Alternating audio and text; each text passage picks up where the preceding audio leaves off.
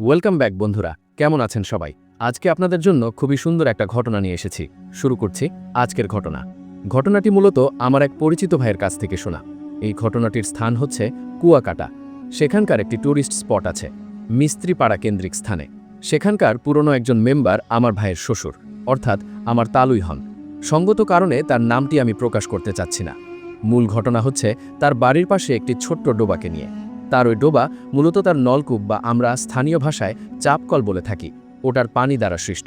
ডোবায় হাঁটু পরিমাণ পানি ছিল বা সর্বোচ্চ কোমর পরিমাণ পানি ছিল।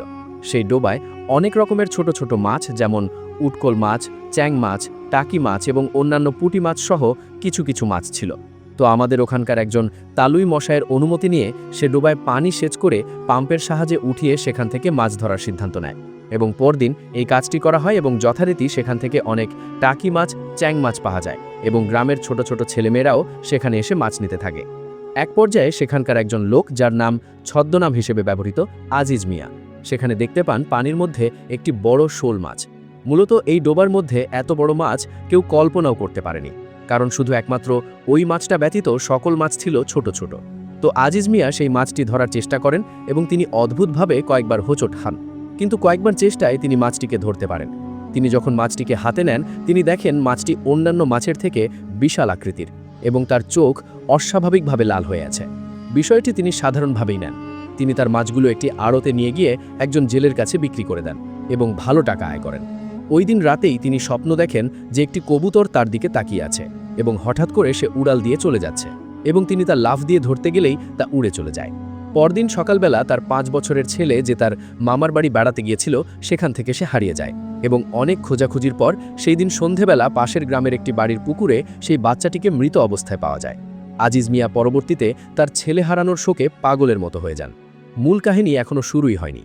আজিজ মিয়া মাছটি যার কাছে বিক্রি করেছিলেন, তিনি আবার তার ঢাকার কারান বাজারে তার পরিচিত এক ব্যবসায়ীর কাছে পিকআপে করে পাঠিয়ে দেন এবং মাছটি ওই লোক ছদ্মনাম হিসেবে ব্যবহৃত রফিকুল ইসলাম পরদিন হাতে পান এবং বাজারে বিক্রি করার উদ্দেশ্যে নিয়ে যান।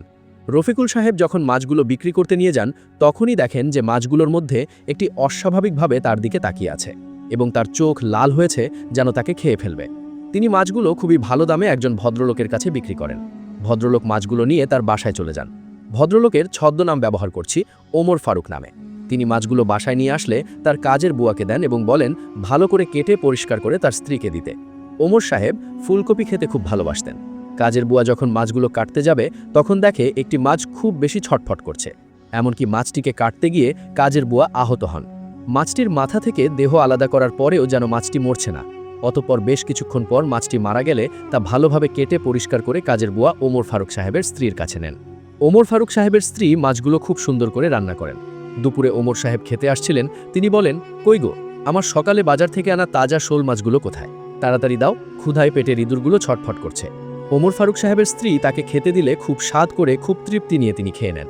সেদিন রাতেই ফারুক সাহেবের স্ত্রীর চিৎকার শুনে ফারুক সাহেবের ঘুম ভেঙে যায় এবং তিনি দেখেন যে তার স্ত্রী খাট থেকে পড়ে ফ্লোরে কেমন গোঙাচ্ছেন। ফারুক সাহেব সাথে সাথে তার স্ত্রীকে ধরে জোরে জোরে আয়াতুল কুরসি পড়তে থাকেন। কিছুক্ষণের মধ্যেই তার স্ত্রী স্বাভাবিক হয়ে ওঠেন এবং বলেন, আমাকে বাঁচাও, ওরা আমাকে মেরে ফেলতে চায়। ও বলেছে যে তার সাথেই অন্যায় হয়েছে, সে প্রত্যেকের প্রতিশোধ নেবে, ও আমাকেও রাখবে না, কাউকেই ছাড়বে না। বলে রাখা ভালো, ওমর ফারুক সাহেব মূলত মাদ্রাসা লাইনের শিক্ষার্থী ছিলেন এবং তিনি কুরআনের হাফেজও ছিলেন। তিনি অনেক কিছুই জানতেন এ সমস্ত বিষয়ে, কিন্তু জিন বিষয়ক কোনো কাজ এখন পর্যন্ত তিনি করেননি। তারা ওই রাতটা কোনো মতে পার করেন ভয়ে ভয়ে। পরদিন ওমর ফারুক সাহেব তার পরিচিত একজন আলেমের সাথে কথা বলেন এবং তিনি জানান তিনি আসরের নামাজের পর তাদের বাসায় আসবেন। আলেম সাহেব যথারীতি আসরের নামাজের পরেই বাসায় চলে আসেন এবং ওমর সাহেব সবকিছু গুছিয়ে বলেন এবং আলেম সাহেব বলে ওঠেন, বুঝতে পেরেছি, এটা নিশ্চয়ই কোনো শয়তানের কাজ। তার উদ্দেশ্য হয়তো খুব খারাপ ছিল, তাই বড় কিছু ঘটার আগেই একটা পদক্ষেপ নিতেই হবে। এই বলে আলেম সাহেব ওমর ফারুক সাহেবকে কিছু আমল শিখিয়ে দিয়ে যান এবং পানি পড়া দিয়ে যান এবং বলেন তারা যাতে সাবধানে থাকে আর এই আমলগুলো সঠিকভাবে পালন করতে থাকে। পরদিন তিনি আবার আসবেন এবং এই বিষয়ে কিছু একটা করবেন। আলেম সাহেব চলে যাওয়ার কিছুক্ষণ পরেই মাগরিবের আজান দেয়। ওই দিন ওমর ফারুক সাহেবের স্ত্রী আবার বৃহস্পতিবারের নফল রোজা রেখেছিলেন, তাই তিনি তার ইফতার করতে যান। ইফতারিতে তিনি শুধু 1 গ্লাস পানি খান এবং 2টি খেজুর খান। তিনি খুব অসুস্থ বোধ করছিলেন। ওমর সাহেব এবং তার স্ত্রী যথাযথভাবেই তাদের নামাজ আদায় করেন এবং আলেম সাহেবের দেখিয়ে দেয়া আমলগুলো পালন করেন। ওই দিন রাতে তাদের সাথে বেশি কিছু হয়নি, কিন্তু ওমর ফারুক সাহেব লক্ষ্য করেছিলেন তার বিছানার আশেপাশে কোনো কালো ছায়া এপাশ থেকে ওপাশ ঘোরাঘুরি করছে। পরের দিন ছিল শুক্রবার। ওমর ফারুক সাহেব জুম্মার নামাজ আদায় করে বাসায় আসেন এবং তার স্ত্রীকে দেখেন চুপ করে বসে থাকতে। তিনি তাকে ডাক দিলেও তিনি তার কোনো জবাব দেন না এবং চুপ করেই বসে থাকেন। তখন ওমর ফারুক সাহেব বিষয়টি বুঝতে পেরে সাথে সাথে আলেম সাহেবকে ফোন করেন এবং বিষয়টি তাকে খুলে বলেন। আলেম সাহেব বলেন, ফারুক ভাই, আপনার এবং আপনার পরিবার চরম ঝুঁকির মধ্যে আছে। আমি এসে আপনাকে সব জানাচ্ছি, আপনি একটু ধৈর্য ধরুন। এই কথা বলে আলেম সাহেব কলটি কেটে দেন। বিকেলবেলা আলেম সাহেব বাসায় আসলে বাসার মধ্যে মনে হচ্ছিল ঝড় বা বন্যা বয়ে যাচ্ছে। কিছুক্ষণ আগে আবহাওয়া স্বাভাবিক থাকলেও আলেম সাহেবের প্রবেশের মাঝেই যেন ঝড় বৃষ্টির সৃষ্টি হয়ে যায়। আলেম সাহেব ওমর ফারুক সাহেবকে বলেন, ফারুক ভাই, আপনি দিন কয়েক আগে বাজার থেকে কিছু শোল মাছ এবং টাকি মাছ কিনে এনেছিলেন। উত্তরে ওমর ফারুক সাহেব বলেন, হ্যাঁ, এই দুদিন আগেই। আলেম সাহেব বলেন, আপনার কিনে আনা মাছগুলোর মধ্যে একটি জিন ছিল। তার বয়স ছিল 900 বছরের উপরে। সে কুয়াকাটার মিস্ত্রিপাড়ার বৌদ্ধ সম্প্রদায়ের একজন জিন ছিল। বহুকাল আগে তাদের রীতি অনুযায়ী তারা 300 বছরের জন্য যে কোনো একটি প্রাণী সেজে লোকালয়ে বসবাস করতে শুরু করে। তাদের মধ্যে এই জিনটি শোল মাছ সেজে বিভিন্ন পুকুরে, ডোবায়, খালে বসবাস করে। তাকে ধরে আনার জন্য একজন ব্যক্তির ছোট্ট 5 বছরের ছেলেকেও নাকি সে হত্যা করেছে বলে সে জানায়।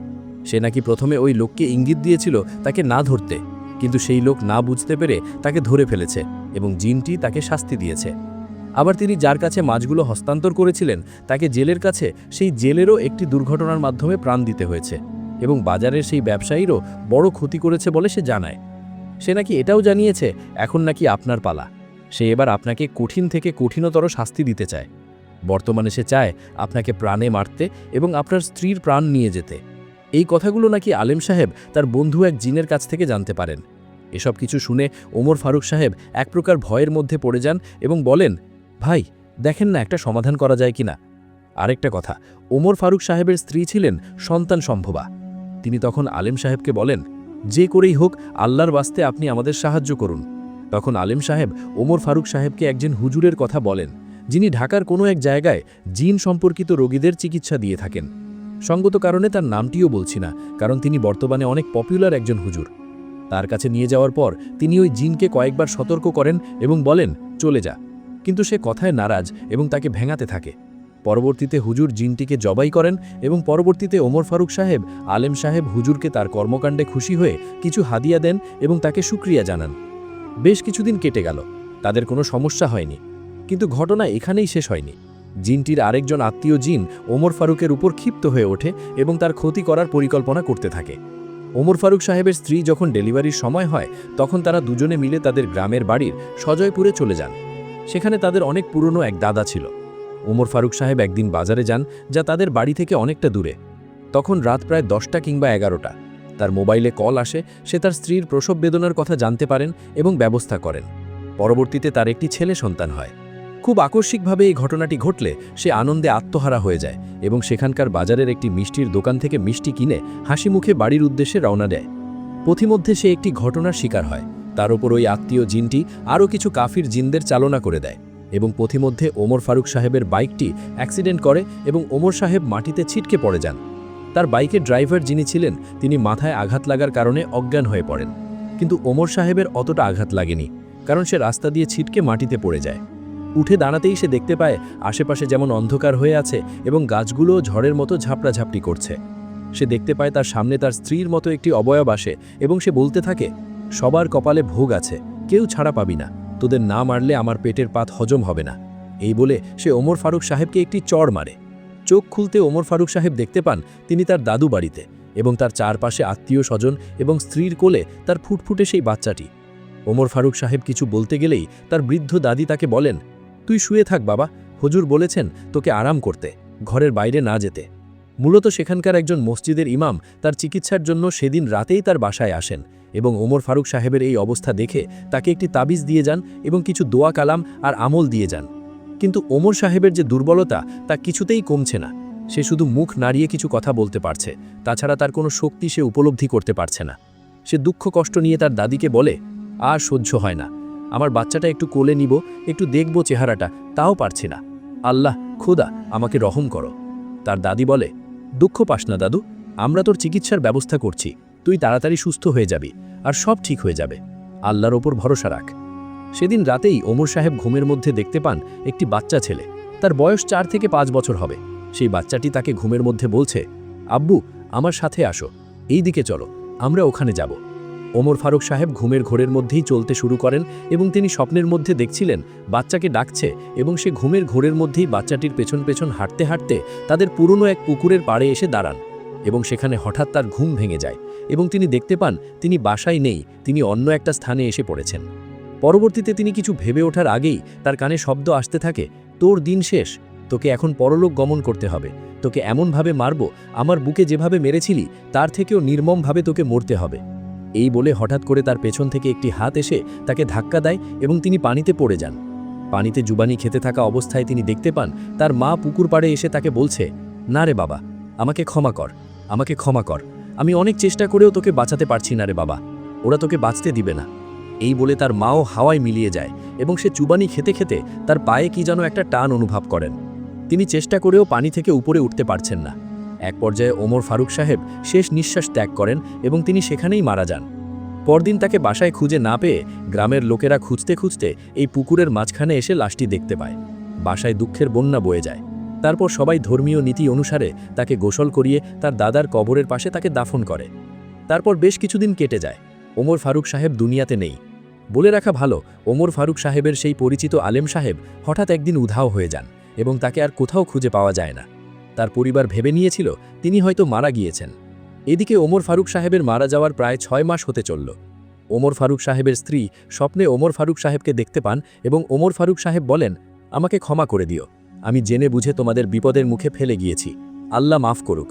এবং সে আরও স্বপ্নে বলে যে জিনটি এতেও শান্ত হয়নি, সে তার বোনের প্রতিশোধ নিতে ওমর ফারুক সাহেবের ছেলের ক্ষতি করতে পারে। সেই স্বপ্নের মধ্যে তিনি বলে যান ওই হুজুরের কথা, যার মাধ্যমে তিনি প্রথম জিনটির কাছে তিনি রেহাই পেয়েছিলেন। ও আরেকটি কথা বলতে ভুলেই গিয়েছি, তখন ওমর ফারুক সাহেবের স্ত্রী তার বাবার বাসায় ছিলেন। তিনি তৎক্ষণাৎ সেই হুজুরের ব্যাপারে সন্ধান করেন এবং তার কাছে গিয়ে বিষয়গুলো জানান। হুজুর তার জিনের মাধ্যমে ওই জিনগুলোকে আটক করেন এবং বোতলবন্দি করে সিলেটের কোনো এক মাজারের দিঘিতে ফেলে আসেন। আস্তে আস্তে তাদের এই দীর্ঘদিনের সমস্যার সমাধান হতে থাকে। এই ছিল আজকের ঘটনা। ঘটনাটি কেমন লেগেছে সেটা অবশ্যই কমেন্ট করে জানাতে ভুলবেন না। আজকের মতো বিদায় নিচ্ছি, সবাই ভালো থাকবেন, আল্লাহ হাফেজ।